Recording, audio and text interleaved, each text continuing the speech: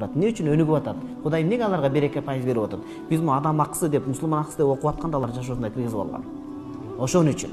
Бул инсаптуулук да керек да. Кой деп жамандай берип, алардын жак жагын алыш керек да. Жапонияда жумушка келгенде, жумуштун директору текеберчиликти кетирип, ортодогу аралык дистанцияны жакындатыш үчүн жумушка келген адамдардын бут кийимин тазалап берет экен. Каяктан бизде тазалап бериш? Ушундай бийлик көтөрө албайбыз да, жөн эле мектептин кароолчусу болуп калса иш берет да. Тияка байлап кел депчи. Кичине мындай адам катары жашаганды үйрөнүш керек. Бул бийлик, байлык, мына илим, билим, бул адам ошону себеп кылып, Кудайга жакындап элдин муктаждыгын өтөп берүү үчүн берген.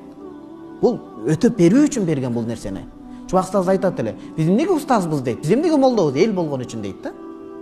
Өлөңдүү жерде өгүзсемиз, эмне дейт, өлүм бар жерде молдосемиз деп. Ошол молдеке барып ошол жерден кылып эл болгон үчүн болуп атат деген сөз да. Макал ал жерге туура келбейт, бирок айтылып кетти деген сөз да.